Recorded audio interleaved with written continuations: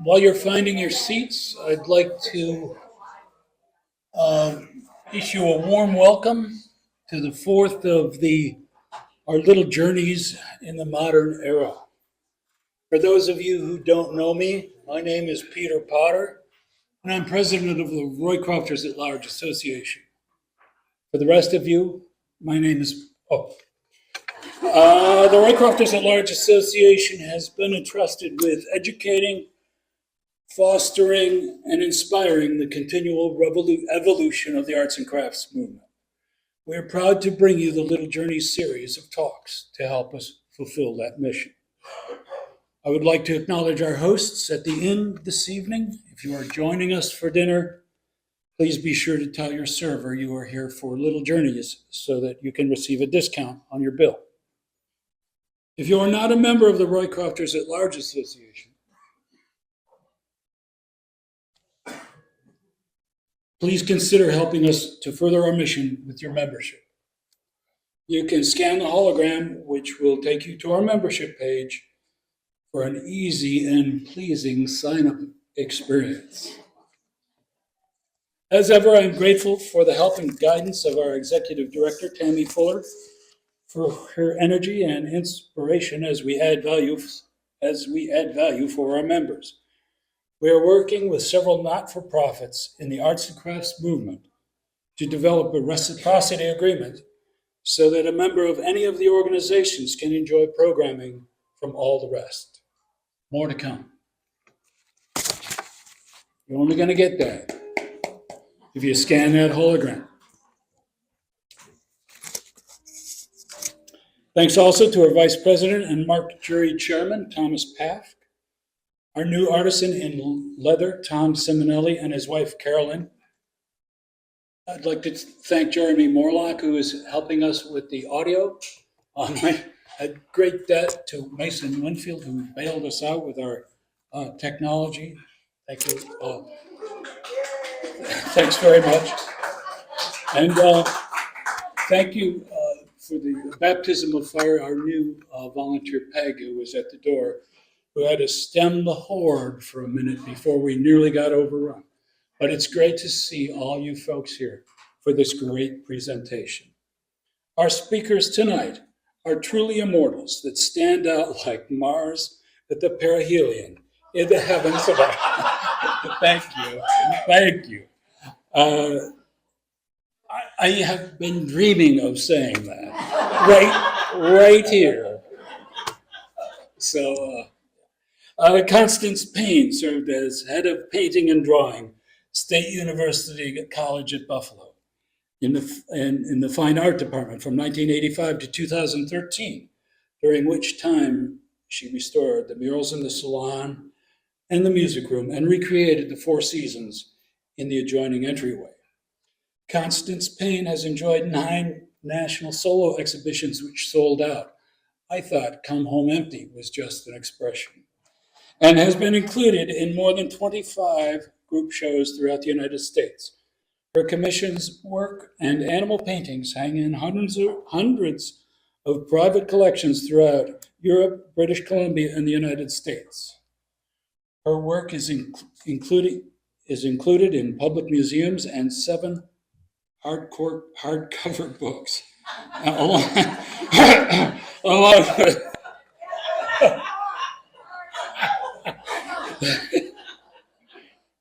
a plethora of magazine publications. She is a recognized expert on methods of the 19th century painters. She is much in demand for her representation of horses and dogs. Constance gained much of her insight into the forms of the animals she loves by spending time in her anatomy labs with articulated skeletons of dogs and horses, along with working with horses in local stables and using her own dogs as models. After securing a tenured teaching position at Buffalo State, she was awarded grants to participate in summer studies of gross anatomy labs at the veterinary school at Cornell University. She currently resides in Wisconsin, where she keeps her studio. And Jack Russell Terriers? No, I moved here now. Oh. Welcome, welcome back to East Aurora. Grace Meibohm needs little introduction to most of us.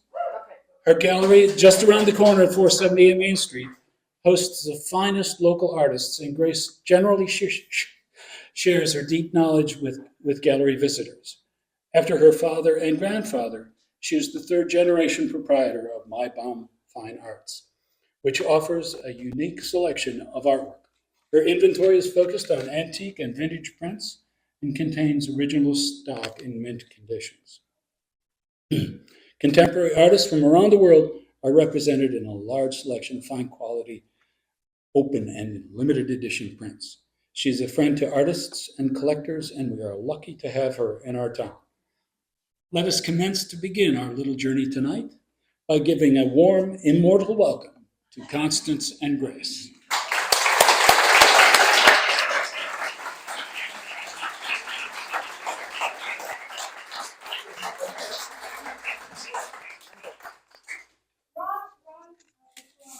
Oops, I want to make sure I have my notes.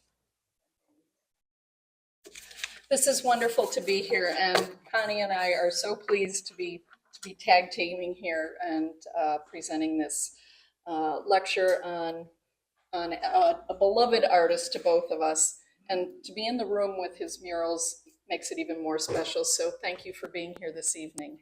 I'm going to start with a brief history to give some context, together with the few pieces: the name, the face, the art of this beloved artist. Connie's going to follow with a look into the education and the artistic values of an artist at the turn of the 20th century.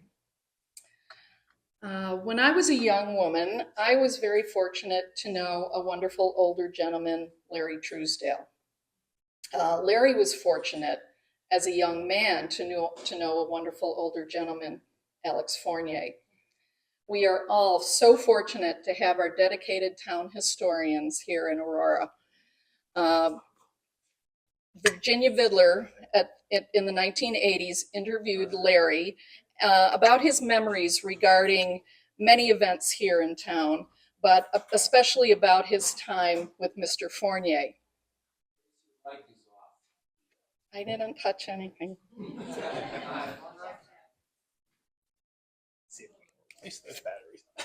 Okay. This is a portrait of, I'll yell for a second. This is a portrait of Alex Fournier, painted by one of his dear friends, Sandor Landau, a Hungarian gentleman that he met in Paris that came and ended up living here in the Roycroft for quite some time. Can you hear me if I speak loud? Okay. Oh, yes, no? Okay. Can you? Yes, no, yes, go? Okay. I want to share, I'll holler. I want to share some of Larry's memories of Alex Fournier, along with the history that I let you know. I particularly like one of his simple comments about Fournier. Alex was very much loved by people. He loved people, but not in crowds. He liked small gatherings, and it was always in the smaller groups that he was at his best. We used to talk of art, of course. Tammy? This is a painting called Indian Summer Morning, and I just love saying the name of this creek. It's the Minnehaha. It's near Minneapolis. There we go. I'll tone down a minute. Fournier was born in St. Paul, Minnesota, July 4th, 1865. His French-Canadian parents had moved a young family to from Montreal to the wild American West. This French heritage shaped a persona and an appearance of a dashing artist. He spoke French fluently and would travel 7 times to France and other points throughout Europe and America. Most 19th century painters started their art careers as apprentices in the sign painting business, as did young Alex Fournier. He quickly advanced to include his love of landscape painting with a position at a scenery and set stage painter in Minneapolis. In conjunction with the scene painting, I found this interesting. Another popular frontier entertainment, Fournier painted panoramas. They were referred to as a show, and and often with the paintings, they were accompanied by the spoken word or even music or juggling. The panoramas were large scale canvases on canvas or mattress ticking that would be unrolled on two vertical rollers to kind of make a visual scene. Tammy? Thank you. This is another painting. It's an untitled painting and probably or possibly another Minnesota landscape. In 1887, Alex married his first wife, Emma, and they had two children, Grace and Paul. Paul became a very well-known photographer, starting his work here on the Roycroft campus. Alex joined an archaeological expedition in 1892 to the cliff dwellers of Colorado and New Mexico. He completed many drawings and paintings studies which were displayed in Minneapolis that year. The studies were later elaborated on and exhibited in the Chicago Columbian Exposition of 1893. As large murals, actually these were also panoramas. The tremendous success of that early commission afforded him the opportunity that he had hoped for. He was able to travel and further his studies in France, where he attended the Julian Academy near Paris in 1893 to 1895. And Connie's going to talk more about those years and his education. This is another one of his earlier paintings, 1898, and it notes Paris. Oops. Are you ahead of me? Yeah, back another one. There we go. That one. The moonrise piece that he had done. Remember this one, Tom? By the Paris Salon of 1894, he had arrived. His painting of a spring morning in Minnesota was accepted into the exposition. Quite an accomplishment for a young artist, as 700 works were included in the exhibit out of some 9,000 entries. He returned to America after his first stay in France with 60 completed paintings and 20 watercolors, again to critical acclaim. Alex returned to France on painting trips 1896 and 1898, would have been one of these pieces. And in May of 1899, due to the sale of 20 paintings from a successful exhibit, he took his fourth trip in less than 6 years, this time taking his wife and young children for an extended stay. He traveled again alone in 1900 and 1901. He noted later in his life that his feet were in America, but his heart always in France. This one is also dated 1898, so that must have been a very successful year for him. This says Paris, so I'm assuming a small village outside the city. Fournier was building a style and a respected reputation, both abroad and in America. He was an active member of the Minneapolis Art League, as well as the arts and crafts movement, which was blooming across the country. Fournier was destined to meet Elbert Hubbard. It is suggested that he may have even crossed paths at the 1893 Chicago Exposition. Hubbard's lecture circuit crisscrossed the U.S. and he always seemed to be aware of artisans, patrons that might add to the mission, the success in the community here at Roycroft. 1901 found Fournier on travels to Rome, France, and Switzerland. Returning to America in 1902, he culminated with an invitation to exhibit paintings at the Chicago Art Institute in October that year. Once again, his work, received with great acclaim. and more sales than had been known at any one-man exhibit at that venue. One of the many visitors who purchased a work from the exhibit was Albert Hubbard. Renewing their acquaintance, Hubbard persuaded Fournier to take a brief visit to East Aurora in December of 1902. The purpose of the visit, to rearrange and install the art gallery in the building called the Chapel. These are images from postcards that would have been purchased here at Roycroft and mailed all over the world. So not as many interior images that we get from that time period, but the postcards show us what might be. I've never been able to identify exactly any of those as his pieces, but I'm sure that they were. Can you go to the next one? The chapel was also used as a sales room for the many items that Roycroft made, the books, the mottos, leatherware, copper, things that they would sell. Yeah, that's good. Hubbard meets Fournier again in Chicago in 1903, and with the seed planted of the growing artisan community at Roycroft fresh in his mind, Fournier agrees and moves to East Aurora in June of 1903. Hubbard gifts him property adjacent to the campus on Walnut Street to build a home and studio. The title of art director at the Roycroft was not to Fournier's liking. Artist in residence or court painter of the Roycroft seemed to suit him better.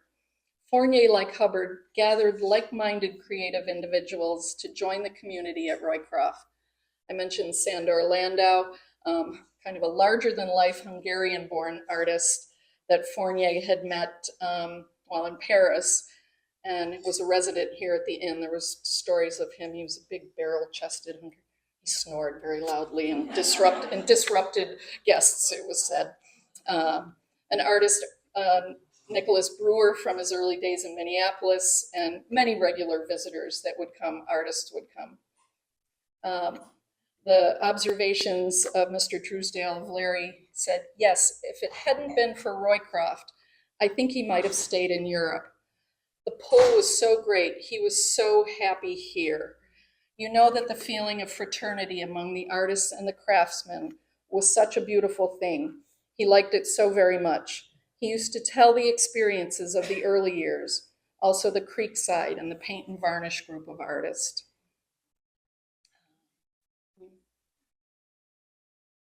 Look familiar? Oh, okay. In 1906, Fournier completed these beautiful Roycroft Inn murals, inspired by his many trips to Europe. With a history of the murals and panoramas, he was obviously comfortable with this scale and this presentation as a backdrop for the salon lectures. The music, entertainment, Hubbard was always presenting and entertaining people that way. I love the story, and I can certainly picture Fournier and many of the helpful Roycrofters trotting these large stretched canvases. These are not on the wall, they are loose on unusual shaped stretchers, but I can picture them trotting these pieces across the Appian Way from his studio to be installed in the inn. How fortunate for us that the reopening of the inn in 1995 included the community-sponsored project of expert restoration of the murals by the Conservation Department at Buffalo State College. I have a couple of more images just since we're in this room. Thank you. And again, I collect postcards, and I can't imagine through all the wonderful years here at Roycroft how many cards left with a East Aurora post stamp and went all over the world. Okay, sheep. Yes. Fournier is often referred to as the last American Barbizon painter. Being a disciple of the Barbizon school, which Barbizon is a region in France, and all of its great artists, Corot, Daubigny, Millet, he worked as this French school of painters did, creating their landscapes directly from nature. his series of some 20 paintings depicting the haunts and homes of the Barbizon masters is another milestone in 1907 of the artist's impressive life work. Visit the Roycroft Hubbard Museum on Oakwood. They have a beautiful collection of these paintings. A wonderful story by Larry, accompanied by the sheep here. As a young lad, when he was in Barbizon country, he sought out the place where Millet had lived and saw in the pasture this group of quite comely sheep. He proceeds to paint. He had great difficulty in painting them, he said, because there's nothing worse in the world to paint than sheep jumping around. But they are the most interesting things once you get them on canvas. He was engrossed in this preliminary work of his painting when he heard a voice behind him say, "Young man, you like Millet's sheep?" And Alex answered without looking up, "Yes, anything that belonged to that great man I would like." It was the painter's son. He went with Millet's son down to the house and had fish chowder. I distinctly remember that because he spoke about this marvelous fish chowder that those people can make. He was in contact with Millet's family until his death. He had read me excerpts of letters in which they spoke about the happy times they had together. This was so very dear to Alex. In 1910, Fournier moved to the more secluded and creative bungle house behind his main home studio. Hubbard sent so many visitors to his studio that he had a habit of locking the door with the one key safely tucked in his pocket. An unusual building that was a combination of chicken coop and garage and, just a wonderful, there's many paintings that were done around in the backyard area there, beautiful gardens. This is a view from his home looking at the neighboring property. I think it's done in 1904. I want to call it snowbound. I think he couldn't get to go anywhere else. After the death of his first wife, Emma, in 1921, Fournier married Cora May Ball, an art patron and widow of a fellow painter, Clarence Ball of South Bend, Indiana. This is the time his style developed into its final period, with a bit of an influence from the group of Hoosier Impressionists. He enjoyed painting with them, and no, we don't want to call him an impressionist. Looking at Connie. His work was still very based in the Barbizon, but I think he did learn a few things from these good friends that he spent time with. So he did spend years from 1922 to 1930 in South Bend, but always summers here in East Aurora. Cora Fournier passed away in 1937. His third wife was a widow he had known since his earliest days at the Roycroft. He married Coral Lawrence in October of 1944. From 1903 to 1938, Fournier spent all his summers in East Aurora, and the last 10 years of his life he resided on Walnut Street year-round. East Aurora and the surrounding countryside, down to the Cazenovia Creek and through the hills and the valley heading south to Holland, reminded him most of his beloved France. It was as close as he could feel to Normandy, he said. I mentioned the Creekside, Donner's Creekside Pavilion earlier, and a group of artists, the Paint and Varnish Club. This was an important piece in Fournier's life here in East Aurora. This is a portrait that you can actually see down at the library. This was painted by Margaret Evans Price of Fisher-Price fame. I guess she was a wonderful artist and really terrific with portraits. So the gentleman that had the portraits, it looks like him, yeah. It looks like him. Larry's description of the area, I'm sorry, yes. It's on the edge of the village down near the Cazenovia. Larry describes it it was a natural beauty spot. There were these enormous trees growing there. No, this was before the blight of the chestnut and the elm hit. The trees were just marvelous trees, and going up the Cazenovia, they formed Gothic arches like a cathedral. The whole place was sort of that tone. The creek was deep and wide there, but not too wide for boating. So it was a marvelous place to have a park. And of course, this was before the days of automobiles, or very many. People would get out at the Pennsylvania Railroad. The livery stables would have carriages up there and take people down to the Cazenovia. It was working out so beautifully. Alex heard about this and he wanted to see it. He got down there and he loved it. At this time, all of his great excursions to Europe had been accomplished. He had traveled to England, France, Italy. He had exhibited in Paris and London. He had lived a lifetime before settling down to East Aurora. So when he got down there, he began to contemplate this and this wonderful place to paint. I think about that time, the Paint and Varnish Club, which has evolved into the East Aurora Art Society, had been organized, and he was sort of the hub of this group. That was made up of some of the people that many of us would know, like Robert North, Margaret Evans Price, Alex Levy, Eleanor Douglas. So East Aurora people as well as others from the Buffalo area. They used to take their weekends very seriously. They all came around and went to work, and Grandpa Donner had 2 barges, motorized, and he would take them up with all of their duffel as far as the Buckman Bridge. And he'd arrange to pick them up at the end of the day. They would all fan out and paint like crazy and come back and look at each other's work and criticize it. It sounded wonderful to me, a wonderful time. So this was Donner's. If you're a postcard collector at all, the real photo postcards are wonderful, that you can see so much detail especially when they get blown up. Okay. I can picture that this could be the artists hanging out there waiting for Mr. Donner to take them on a trip.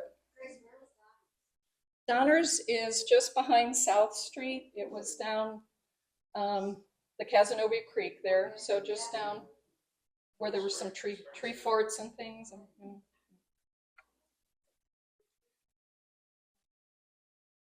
Okay. I have one more of Mr. Truesdale's tales to tell you about, and I hope you've enjoyed them. It's kind of the only way we can have a firsthand experience with Mr. Fournier. And this last memory I'd like to share. He said, "Here we were, 7 months before his death. It's good that we don't know about these things. So we had a nice visit, and he said, 'Tomorrow, let's go paint.' And I, who don't do much painting, but love to be going out with him. So he came by, and next day, and he said, 'Let's go up to South Wales, to the Darling Road. And there's a wonderful, very wonderful expanse there.' He painted from there many times because the terrain is uniquely beautiful to the thing that he did. The catching that blue haze and the clouds and the hill above the railroad track." It was a very hot day. This is Larry continuing the story. It was a very hot day, about 95 degrees in July. We went off to the Cazenovia at the Darling Road crossing, and without further ado, he began to take off his clothes and took off everything down to his briefs. And with his big straw hat, he picked up his painting necessities and walked out into midstream. There was just a nice trickle. You could hear this lovely trickle of water, and he sat right down in the creek. Then he got up and sat on his stool, set up his canvas, and in no time at all, he was set up and making his observations and measurements and started to paint. I saw a transformation I'd never seen in a person who paints or draws or anything. He was transformed. He didn't know I was there. He didn't know scarcely where he was. I think there I said to myself that this is the expression of the divine. That's where the divine comes in and separates the sheep from the goats. The people who have struggled to do anything and the people who envision something, it's an uncontrollable force. And that's what I saw happen. And he was painting madly before long. In a couple of hours, he came in, and what he had accomplished, I could scarcely believe. And so we had a little something to eat. and went back to the village. And that was the last time I saw him. And that was the last painting I believe he did. Larry concluded his taped conversation with, "I hope we all carry something away with us in connection with that beautiful life." Having listened to the Olympics and things, in my terrible French, I would say he's that Fournier, and I hope you can see it through his artwork and his life. He certainly had a joy of living, a joie de vivre. Joie de vivre. I hope you can come and visit the gallery. We have the most amazing opportunity to share with all of you beautiful paintings in our exhibit that we have on view. And there's so many stories that time doesn't allow for us to share tonight. So thank you. Connie, I think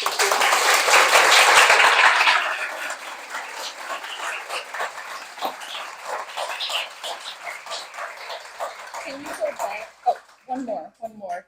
This was a photograph that Larry took of him. So there he is in his elderly years. What did we figure? He was 87? Thank you, Jean. I was going to say 80 something. Yeah. Tammy, if you can go back to it would be a good piece to leave up for Connie. Yeah, one more. Next one. Yeah, if you could leave that one. That's a beautiful one.